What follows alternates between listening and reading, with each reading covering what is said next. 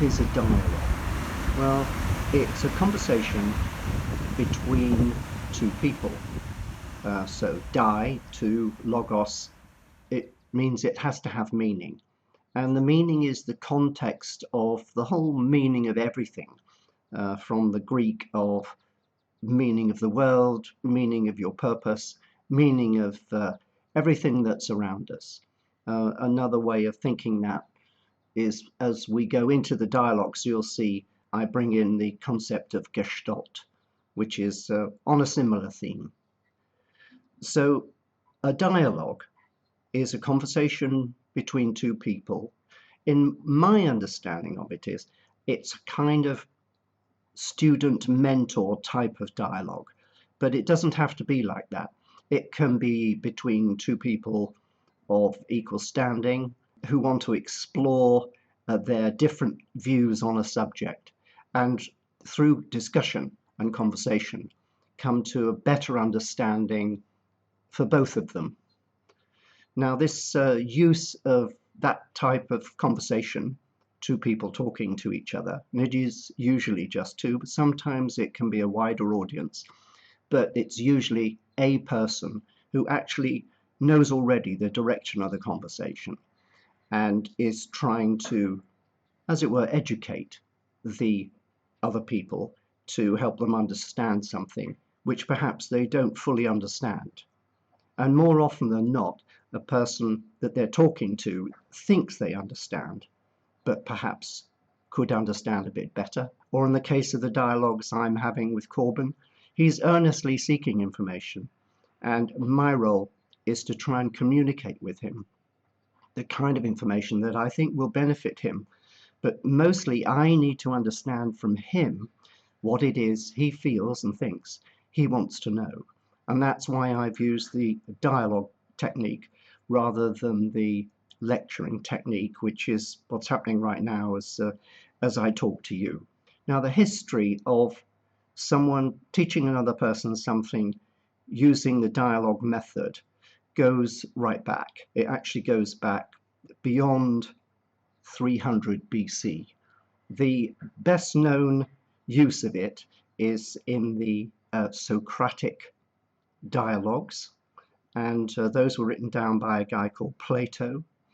And so Socrates was a teacher, Plato was one of his pupils. Then later on, Plato had another pupil whose name was Aristotle. And then in turn, Aristotle was hired by the king of Macedonia to do one-on-one coaching for his son, Alexander. And Alexander, in due course, pretty quickly, became known as Alexander the Great. And Aristotle also wrote down some fantastic stuff which has survived and brought it into literature in the Western world. And it's a wonderful source of information and thinking, and it underpins the kind of reasoning that we use in the Western world.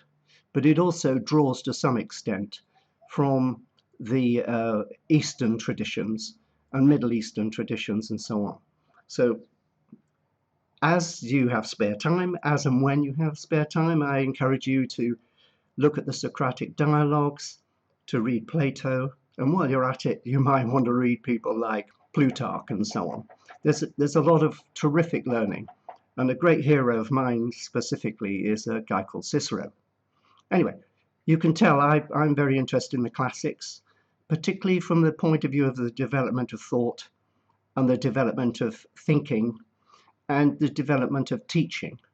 Now, these methods were in use until about 150 years ago in the Western world, and then slowly they've died out as a way of teaching people, and they've been replaced by something which, in my opinion, is vastly inferior. But they're being the Socratic and dialogue learning methodology is now being rediscovered in Cambridge, and there's some research papers on it exploring, does it work, what's called the efficacy of it and its efficiency as a method and so on. I have no doubts in my mind whatsoever that it works, and it's been used in business through the mentoring process. And it's well known in business that if you have a young person or an upcoming person who's got a lot of potential and needs to be coached and assisted, then there's nothing better than the mentoring process, provided that young person wants to have a mentor and is ready to listen. So let's talk now about the setting. Now, it looks a bit weird. These lectures I'm doing now are kind of following the more normal format of a background and somebody talking to a camera and stuff like that. But that's not what I wanted for these dialogues. I wanted a setting that was more in the same feeling as the original Socratic method, which is in a nice environment with an interesting background as opposed to a boring background, and one that makes people feel that there's an ambiance around them and it's a learning environment. So as you look at the pictures, you will see that one person sits on one side, one on another. In the center of the picture is actually a beautiful piece of sculpture that's done by my wife, and it has the hands embracing personal growth. Cool. Will that continue from where we were? Yes. I'm interested in your face. So yeah, that's like are we on? Yes. That's good, because the camera's like a third person in the conversation.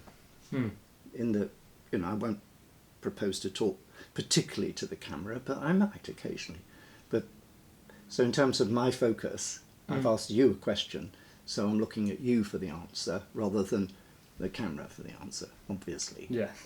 So the question I asked you was pretty much your needs and wants, which is the mental seeking information question.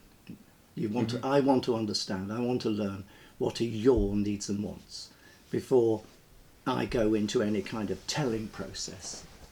Okay. So it's making sure what we're going to be doing with this whole experience is focusing it around what you want. So again, there's two principles of conversation. What's called a push and what's called a pull. Okay, so a push conversation is where you go in, you sit in a classroom or whatever, people push information at you, or they push their own interests at you. And a pull conversation is where you're pulling information from me, or you're generally going out there and seeking what you want. So so it's a pull question that I've asked you, and it's about your needs and your wants. So go for it. What I try to do is downplay the amount of knowledge that I do have and skills and all that sort of stuff. I try and downplay that and use it very, very gently. And also I try to compliment Corbin and encourage him to feel an expert in certain areas. And that's a genuine appreciation that I have of his qualities, his potential, but also of his skills.